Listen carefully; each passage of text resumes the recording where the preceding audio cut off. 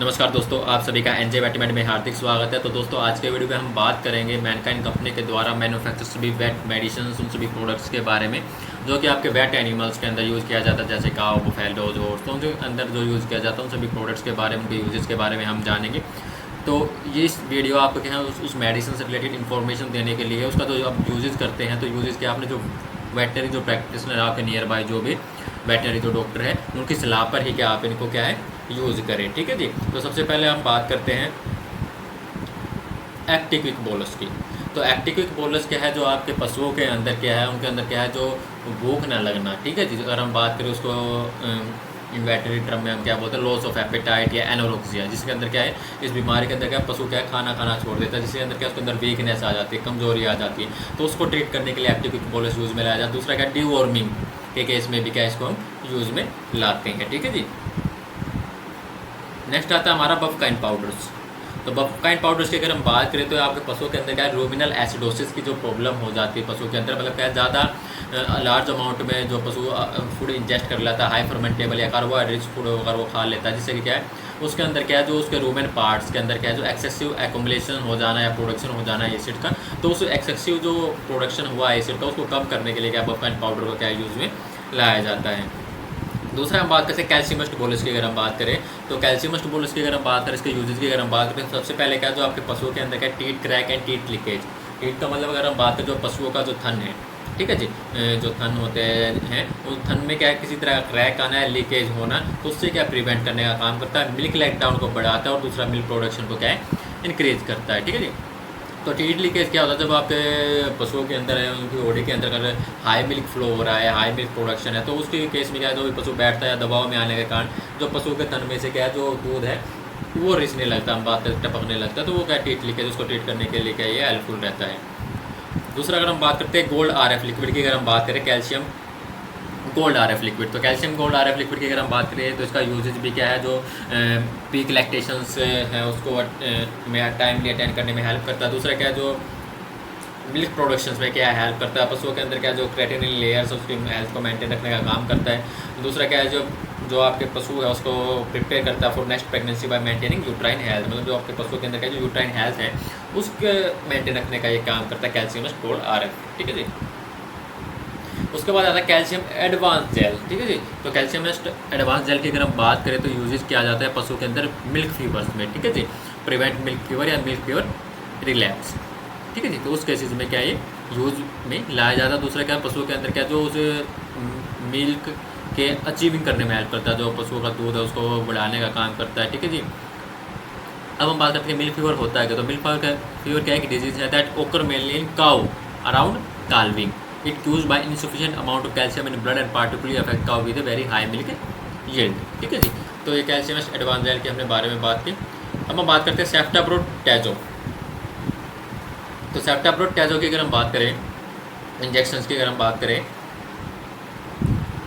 तो ये यूज में लाया जाता है पशुओं के अंदर कोलिफॉर्म मैस्टाइटिस। ठीक है जी। मैस्टाइटिस की अगर हम बात करें इन्फ्लामेशन होना पशु के जो अडर है उसके अंदर। ठीक है जी।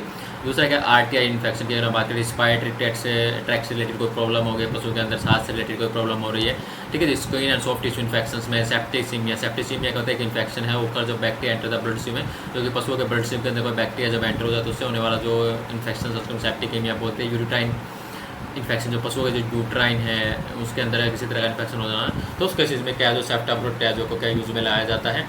नेक्स्ट हम बात करते हैं कोटा लाइफ इंजेक्शन एंड बोलस। तो कोटा लाइफ इंजेक्शन या बोलस की अगर हम बात करें जो कि पशुओं के अंदर यूज में लाया जाता है, सबसे पहले हम बात करते हैं कोटा लाइफ इंजेक्शन की अगर हम बात करें, इसके यूजेस की अगर हम बात करें तो पशुओं के अंदर जॉइंट या जो मस्कुलोस्केलेटल कोई भी इन्फ्लामेशन जो प्रॉब्लम हो गई उसमें यूज में लाया जाता है। जो पशु के आँख में कोई प्रॉब्लम हो गई है तो उस केसेस में यूज में लाया जाता है। जैसे अगर हम बात करें इन्फ्लामेशन होना आई में, जिसको क्या बोलते हैं कंजक्टिवाइटिस बोलते हैं। ठीक है जी। दूसरा क्या है milk fever ketosis and shock के केसेस में को यूज में लाया जाता है। दूसरा क्या लेमिनाइटिस। तो लेमिनाइटिस हमें क्या है कि जो पशुओं के जो होफ होते हैं, मतलब जो हम नीचे बोलते हैं खुर वाला एरिया है, तो वहाँ पर क्या इन्फ्लामेशन केसेज होना, तो उस केसेस में क्या है जो इसको यूज में लाया जाता है। दूसरा बोलस की अगर हम बात करें तो बोलस का जो यूजेस की अगर हम बात करें तो mastitis, uterine infection, viral infection, laminitis, joint musculoskeletal, तो सेम यूजेज हैं दोनों केसेस में क्या इनको यूज में लाया जाता है। अब हम बात करते हैं डोलोबैन प्लस वेट बोलस इंजेक्शंस। तो डोलोबैन प्लस और वेट इंजेक्शन के फर्स्ट हम यूजेज की बात कर लेते हैं दोनों के।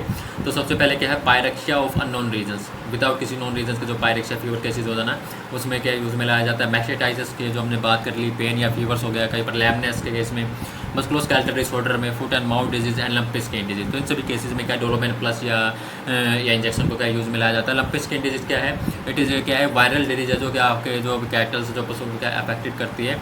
इट इज़ ट्रांसमिटेड, जो ट्रांसमिटेड होती है आपके पशुओं के अंदर बाय ब्लड फीडिंग इंसेक्ट सच जैसा टेस्ट फ्लाई मॉस्किटो या टिक। इससे क्या है, जो आपके पशुओं के अंदर क्या है लंप से बनने स्टार्ट हो जाते हैं पूरे स्किन पर, ठीक है जी, गोल गोल गोल गोल जैसे। तो वो क्या हमारे लंपी स्किन डिजीज होते हैं। सभी को ट्रीट के लिए क्या डोलोमेन प्लस या जो इंजेक्शन को यूज़ में लाया जाता है। दूसरा अगर हम बात करें एंडोस्टोन 20% या 10% इंजेक्शन। तो एंडोस्टोन की अगर हम बात करें तो यूजेज में लाया जाता है। फर्स्ट क्या डाइजेस्टिव ट्रैक्ट इन्फेक्शन का इसमें यूज़ में लाया जाता है। दूसरा क्या पायरोक्सिया में। दूसरा अगर हम बात करें मैस्टेटाइटिस, मेटाटाइटिस में और रिस्पायरेटरी ट्रैक्ट इन्फेक्शन में। इन सभी केसेस में क्या है जो एंडोस्टोन को क्या है यूज़ में लाया जाता है।